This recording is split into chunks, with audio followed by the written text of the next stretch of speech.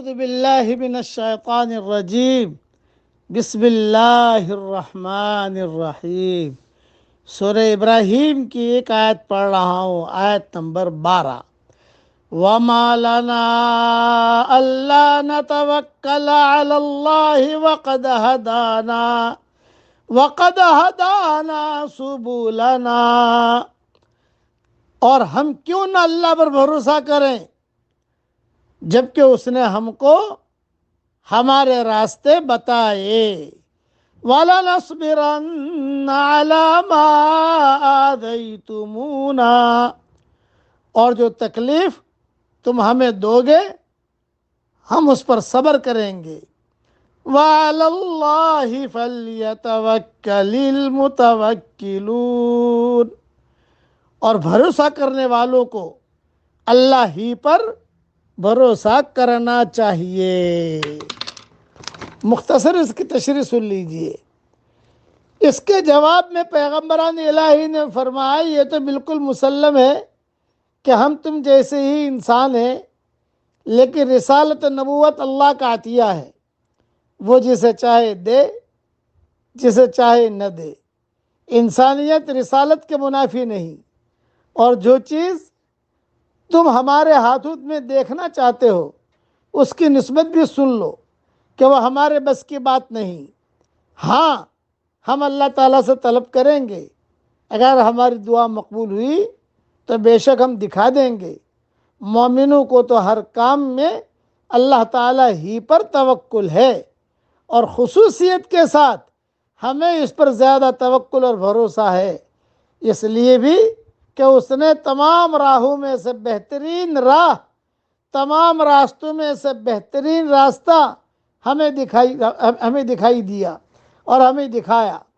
تم جتنا چاہو دکھ دے دو، تکلیف پہنچا دو، پریشان کر دو، ہمارے دلوں کو دکھی بنا دو، لیکن انشاءاللہ دامن توکل تو ہمارے ہاتھ سے چھٹنے کا نہیں۔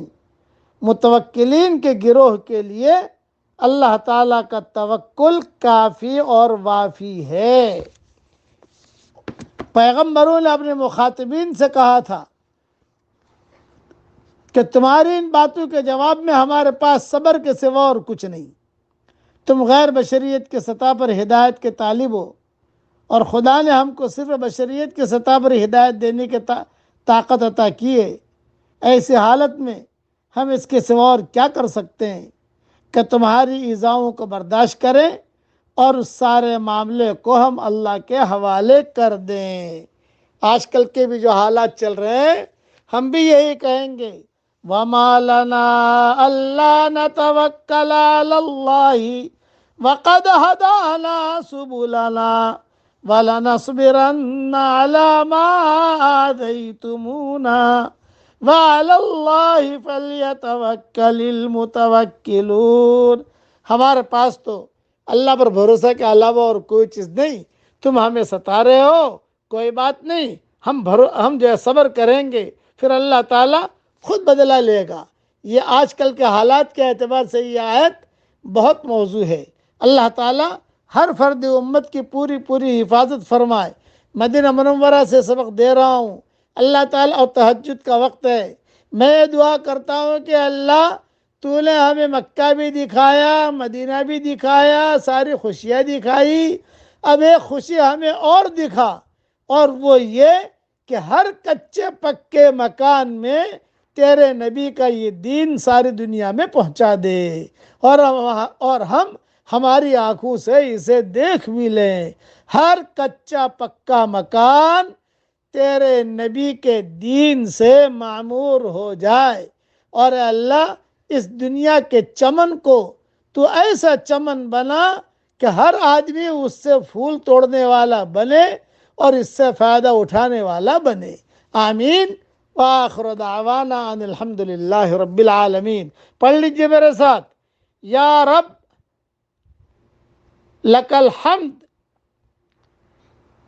علی سابغ نعمک، یا رب لک الحمد علی سابغ نعمک۔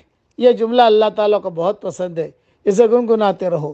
اللہ تعالیٰ ہم سب کو عمل کرنے کی توفیق عطا فرمائے، آمین۔ وآخر دعوانا ان الحمد للہ رب العالمین۔